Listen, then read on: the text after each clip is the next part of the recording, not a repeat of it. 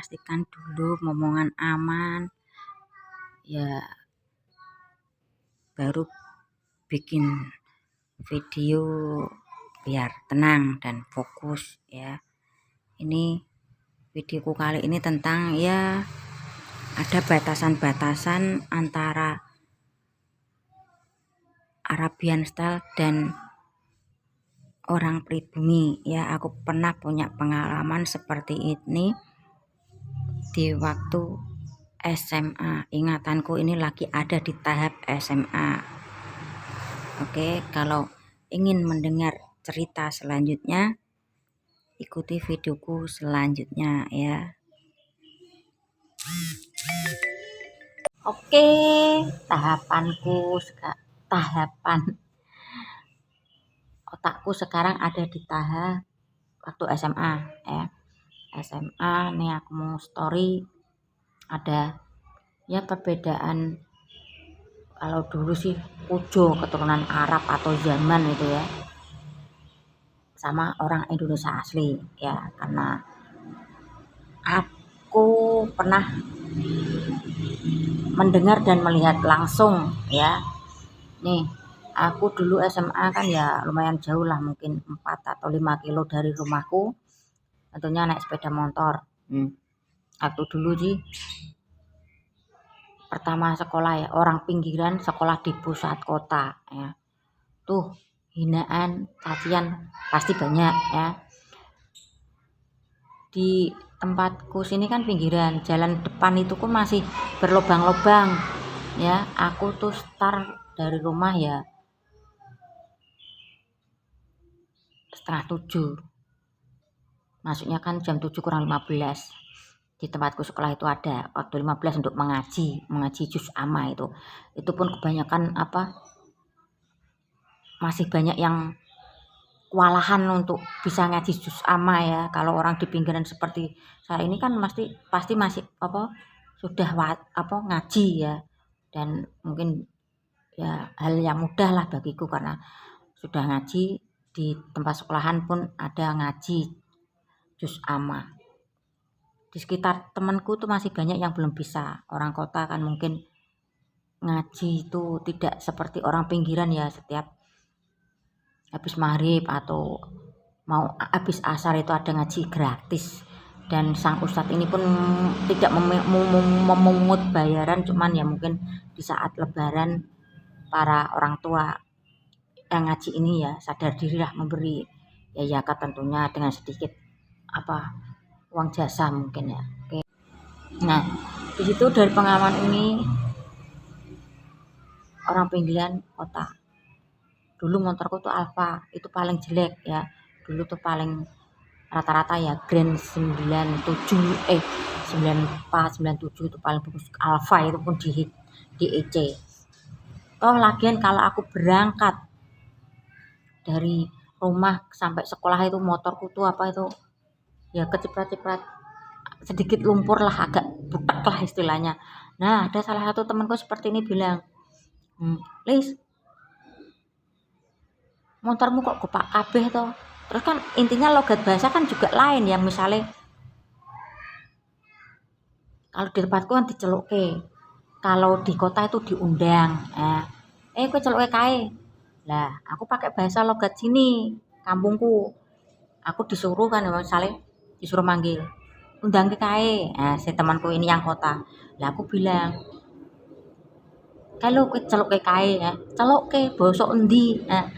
Inilah hal-hal yang sekecil kalau kita tidak menghargai logat bicara atau adat istiadat suatu daerah, ini yang akan bisa membuat ke depan runyam ya.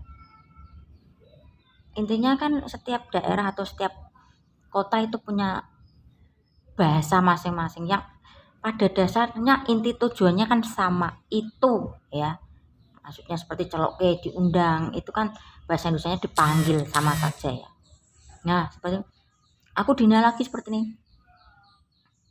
Kowe wong ndi? Kowe malu negara Indonesia enggak? Aku dibilain seperti itu. Yo kalau aku ya, aku dihina kalau sampai maksudnya sampai udah jengkel titik puncak ya udah aku keluar kata jelek juga. Yo ini enggak tak video ya. Yo melu tondes, lah nek melu kok apa motormu kepak kabeh. Wong desa seperti itu. Nah, wong desa. Nah, ini kan sudah menyangkut suatu kota ya atau daerah atau kampung. Terus aku bilang seperti itu. Matamu kowe lho nerana wong desa mati. Itu kata-kata kasar yang keluar dari mulutku ya. Terus temanku yang satu ini diem. Nah,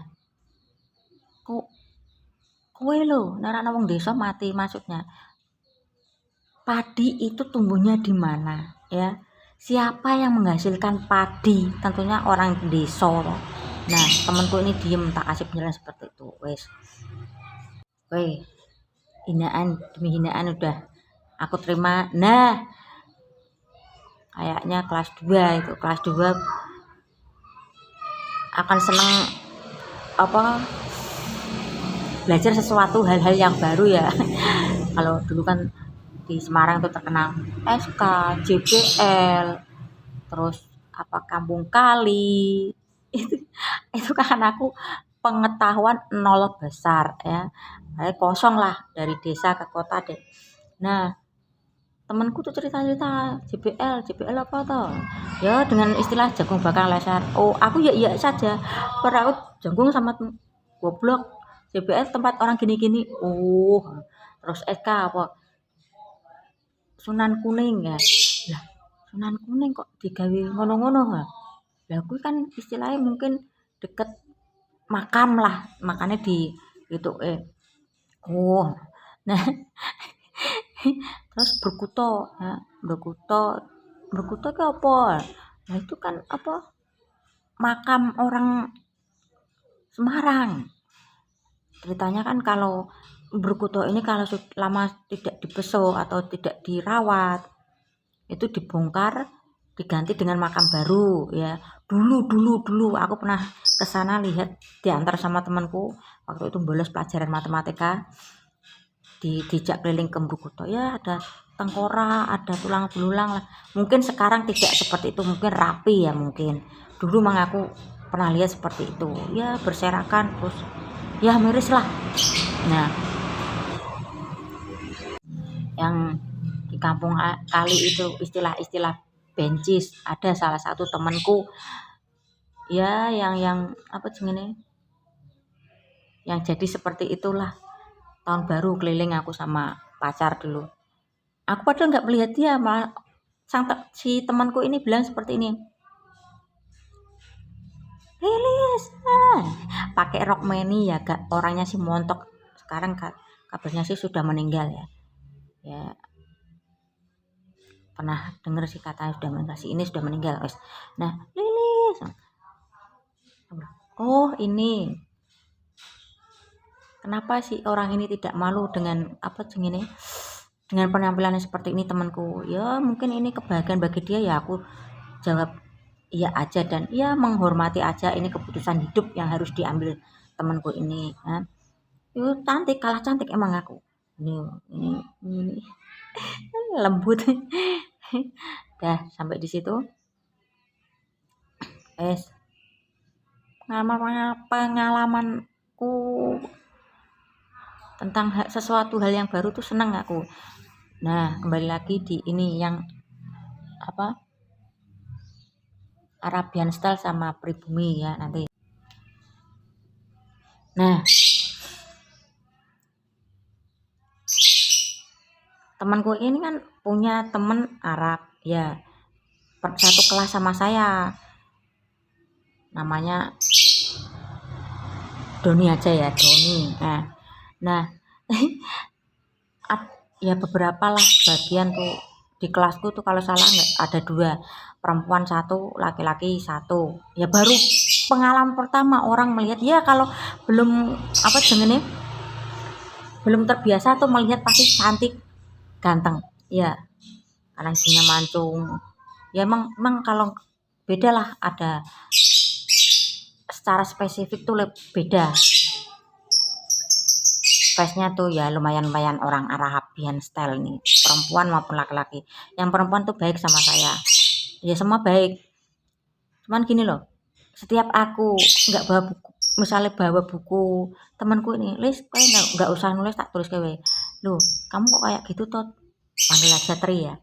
Tri, nggak apa-apa, aku kayak malas nulis kok. Baik, sopan, seneng aku. Ya satu bangku juga. Yang laki-laki ini otaknya seks. Nah, di situ ya cerita-cerita tentang kehidupannya seperti apa. Terus temanku ini yang menjelasi, kuwi lho Doni, nek mentu mbek awake dhewe ngene kok entuk ora entuk. Mesti ki ya selalu bohong lah ngono. Dipantau, misalnya kumpul-kumpul sama orang-orang pribumi seperti saya itu, gak usah engko marahin nakal, kata orang tuanya seperti itu.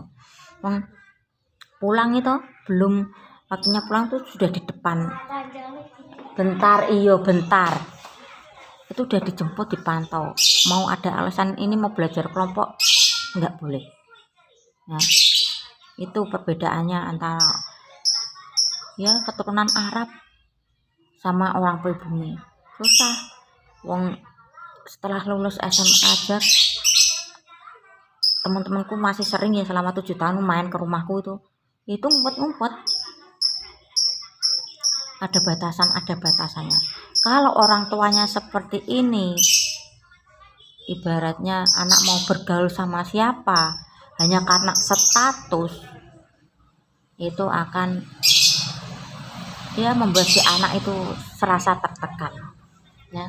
Ini ada lagi temanku ya, dulu sih mungkin sempat naksir ya, tapi enggak satu kelas, beda kelas ya, cuman lihat-lihatan. Dan kabarnya setelah pernah reuni mungkin 4 atau 5 tahun ini, kabarnya tuh udah punya istri. Ya tentunya istrinya juga keturunan Arab, kalau sama orang pribumi nggak boleh.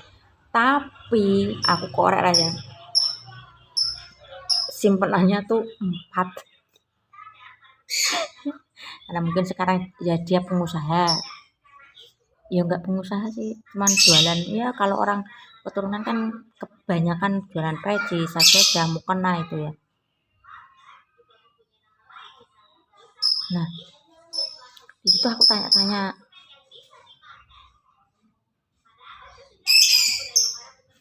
bojomu pira? Bojoku ki sing sah siji, sing ora sah akeh.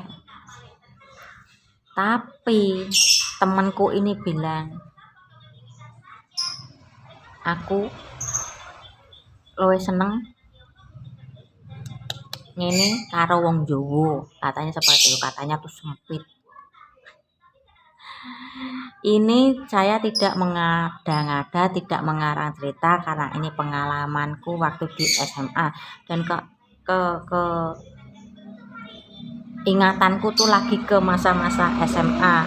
Ya udah aku ceritain. Oh ya, jangan sampai intinya jangan sampai ada perbedaan maupun Arab maupun pribumi ya. Kita semua dalam satu negara Indonesia, warna bendera merah dan putih ya. Bagaimana kita supaya untuk bisa fokus ke depan, biar negara kita ini bisa memenuhi semua sila yang ada di dalam Pancasila ya.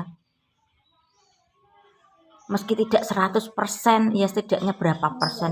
Kalau namanya keadilan sosial bagi seluruh rakyat Indonesia, itu susah untuk